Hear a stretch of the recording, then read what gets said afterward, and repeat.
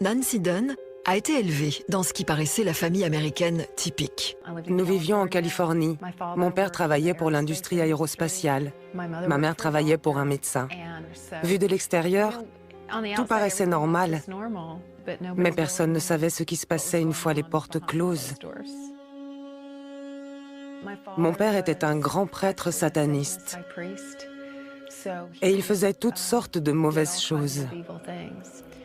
Il abusait de moi, sexuellement. Il me faisait participer à des rituels sataniques. Mon père m'utilisait comme mère porteuse, c'est-à-dire que j'étais inséminée pour pouvoir donner naissance à un enfant que les satanistes pourraient sacrifier à Satan lors de leurs rituels. Dès que j'ai été en mesure d'avoir des enfants, on m'a mise enceinte. Les abus dans la famille de Nancy continuèrent tout au long de son adolescence. Nancy donnait le jour à ses enfants assistés de sages-femmes, mais aucune déclaration de naissance n'était faite aux autorités. S'il arrivait que je doive manquer l'école pendant des semaines ou des mois, mes parents appelaient l'école et ça ne posait aucun problème. Il n'y avait aucune enquête. Cependant, quand elle n'avait encore que 8 ans, une voisine âgée s'était prise d'amitié pour Nancy et l'avait invitée à l'église. Mes parents m'avaient laissé partir parce qu'ils organisaient comme des mini-jeux olympiques, une sorte de compétition avec des jeux. Cette dame m'a emmenée à ces rencontres et ça a été merveilleux pour moi, parce qu'à l'âge de 8 ans, une des dames présentes me parla de l'Évangile. Elle m'expliqua qui était Jésus. J'ai tout de suite compris ce jour-là que c'était la vérité. Et j'ai accepté Jésus dans ma vie. À 18 ans, elle se maria au premier homme qu'elle rencontra pour échapper aux abus chez ses parents. Lorsqu'un an plus tard, son mariage se brisa, elle se mit à vivre dans la promiscuité. Je suis tombée enceinte à 21 ans, mais j'étais seule. Une amie me proposa une solution et je me suis faite avorter. Après l'avortement, la culpabilité et la honte, mais aussi un flot de souvenirs d'enfance poussèrent Nancy à retourner à l'église. J'aimais vraiment Dieu profondément, mais je ne savais pas comment marcher avec lui. J'ai commencé à aller à l'église, à lire la Bible et à poursuivre sérieusement une relation avec mon Père céleste. Et comme j'essayais de suivre cette voie, il y avait toujours des blocages qui intervenaient, comme s'il y avait un mur, un plafond entre Dieu et moi. Ma vie était marquée par beaucoup de peur, d'anxiété. Je n'avais aucune estime pour moi. J'avais toujours l'impression d'avoir moins de valeur que la boue. Et je ne parvenais pas à comprendre pourquoi Dieu pouvait m'aimer, ni ce que son amour pouvait faire pour moi. Nancy consulta un conseiller chrétien qui découvrit qu'elle souffrait de troubles dissociatifs de l'identité. C'est-à-dire qu'elle avait des flashbacks si importants qu'elle s'était composé plusieurs personnalités afin de pouvoir faire face au traumatisme. Mes souvenirs étaient compartimentés. Le Seigneur a commencé à me les faire connaître un à la fois, parce que le Saint-Esprit ne nous donnera jamais plus que ce qu'on peut supporter. Dieu a dirigé ce processus et m'a aidé à décanter chaque souvenir. Je me suis de plus en plus approchée de Dieu pour ma délivrance.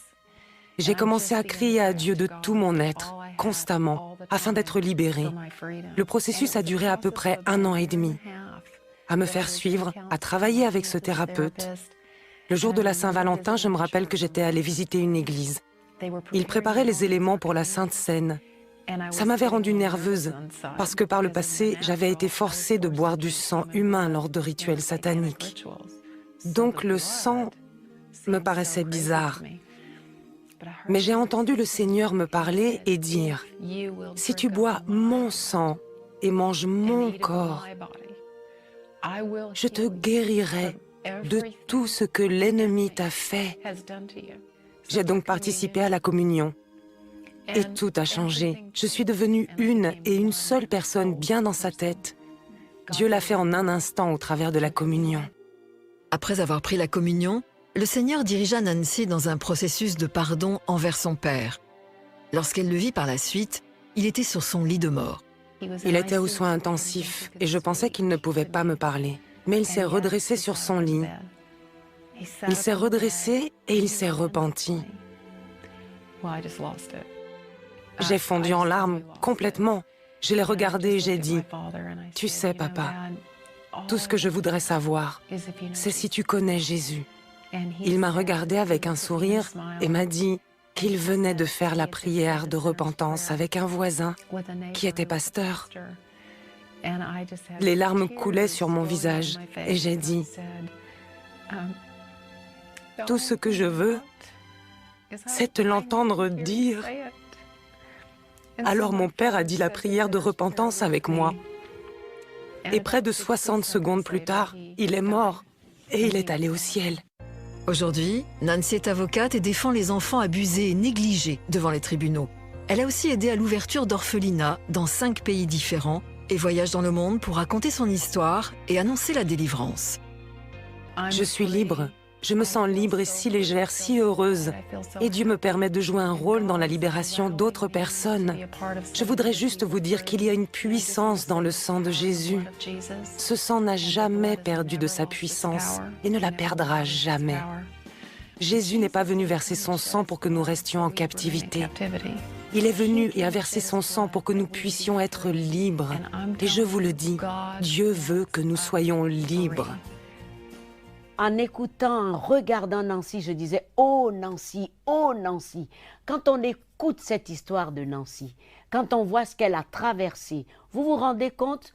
Accoucher des bébés pour faire que des sacrifices humains, boire même le sang humain, ça dépasse tout. C'est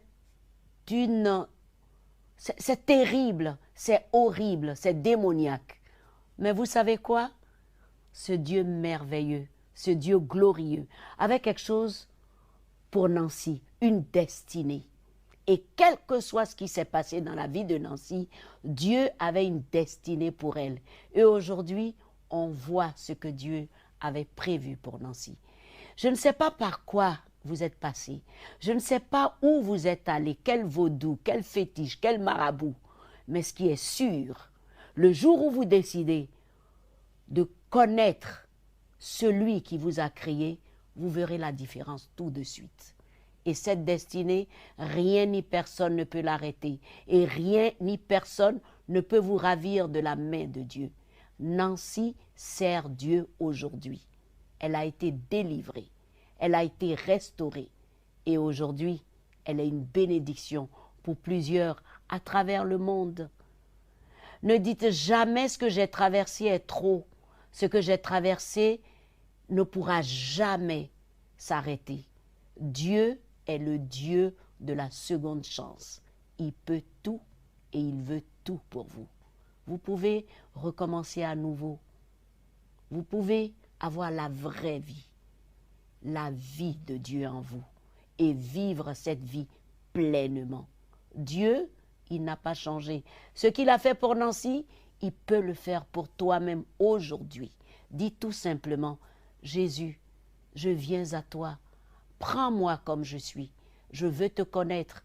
Je veux t'adorer. Je veux t'appartenir. À partir d'aujourd'hui, je te donne toute ma vie.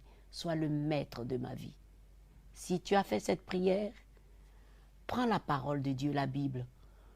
Apprends à connaître ce Seigneur qui t'a sauvé et sois béni et vis la vie de Dieu désormais.